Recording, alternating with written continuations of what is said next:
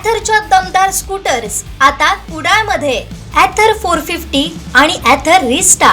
आजच भेट द्या Ather showroom, Mumbai Goa highway, Kudal, hotel spice कोकणच्या समोर. संपर्क 9730 10 64 77. स्वाभिमानी पक्षाचे अध्यक्ष राजू शेट्टी आंबा बागायतदारांच्या एल्गार मेळाव्यानिमित्त सिंधुदुर्गात आले होते. आंबा बागायतदारांना दिलासा देणारे महत्त्वाचे निर्णय या मेळाव्यात घेण्यात आलेत. मात्र शासनाने शेतकरी आंबा बागायतदारांच्या हिताचे निर्णय न घेतल्यास मुंबई गोवा हायवे बेमुदत बंद करणार असल्याचा इशारा त्यांनी दिला.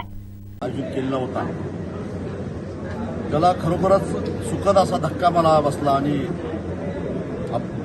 प्रचंड असा प्रतिसाद मिळाला. मला सुद्धा एवढा प्रतिसाद अपेक्षित नव्हता. यावरून कोकणातला शेतकरी किती दुखावलेला आहे, किती अडचणीत आहे, संकटात आहे हे लक्षात येतं. हॉल भरून आम्हाला परत पर्यायी व्यवस्था करावी लागली. सरकारनं खरं तर आत्मचिंतन केलं पाहिजे, परंतु शासन व्यवस्था अजून जागी झालेली दिसत नाही. आज या एल्गार मेळाव्यामध्ये जे ठराव झालेले आहेत त्यातलं सगळ्यात महत्त्वाचा म्हणजे म्हणतात 10%, पण मी प्रत्यक्षामध्ये कालपासून अनेक बागा बघितल्या, 5% सुद्धा फळ दिसत नाही ही स्थिती आहे.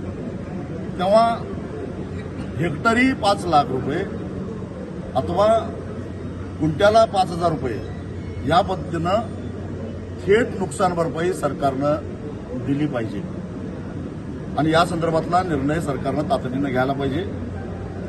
त्याचबरोबर ज्यांनी पीक कर्ज काढलेलं आहे आंब्यावर, ते कर्ज तातडीनं गोठवून येणाऱ्या 30 जूनला शासन 30 जूनच्या आत जो कर्जमाफी जाहीर करणार आहे त्याच्यामध्ये हे थकीत नसलं तरी सुद्धा आंब्याचा समावेश करून ते संपवावं आणि ज्यांनी कर्ज काढलेलं नाही त्यांना एनडीआरएफच्या निकषाच्या चौपट नुकसान भरपाई द्यावी. असे आणि अन्य काही अत्यंत महत्त्वाचे असे ठराव आजच्या या एल्गार मेळाव्यात झालेले आहेत. व्यापाऱ्याने जर का शेतकऱ्याला त्रास देण्याचा प्रयत्न केला वसुलीसाठी, तर वेळप्रसंगी कायदा हातात घेऊन स्वाभिमानी शेतकरी संघटना त्या व्यापाऱ्यांना नीट करेल. तीच परिस्थिती कीटकनाशक आणि बुरशीनाशक विकणाऱ्या कृषी सेवा केंद्रवाल्यांनाही इशारा देतो.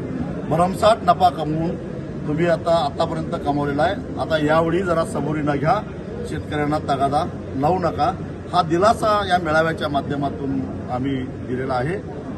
येत्या 12 मार्चला आम्ही 20 दिवस सरकारला निर्णय घ्यायला वेळ दिलेला आहे. 12 मार्चच्या आत सरकारनं ठोस भूमिका स्पष्ट करावी. विधानसभेचं अधिवेशन होतंय, अर्थसंकल्प मांडला जातोय. अर्थसंकल्पाच्या भाषणामध्ये कोकणातल्या शेतकऱ्याला आम्ही वाऱ्यावर सोडणार नाही, एवढ्या कोटीचं पॅकेज आम्ही जाहीर करतो असं अर्थमंत्र्यांच्या भाषणामध्ये जर आम्हाला ऐकायचं आहे. अन्यथा 12 मार्चला सिंधुदुर्ग जिल्हाधिकारी कार्यालयावर प्रचंड मोठा महामोर्चा काढायचा निर्णय आम्ही आज घेतलेला आहे.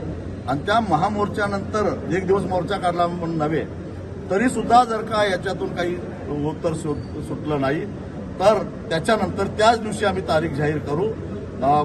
मुंबई गोवा राष्ट्रीय महामार्ग बेमुदत आम्ही रोखून धरू.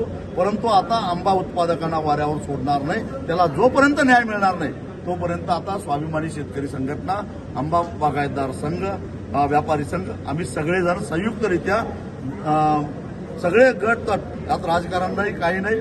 ज्यांना श्रेय घ्यायचं आहे त्यांनी आधीच प्रश्न सोडवावा. आम्ही त्यांचा जाहीर सत्कार करायला तयार आहोत, परंतु आता आंबा उत्पादकाला वाऱ्यावर आम्ही जाऊन देणार.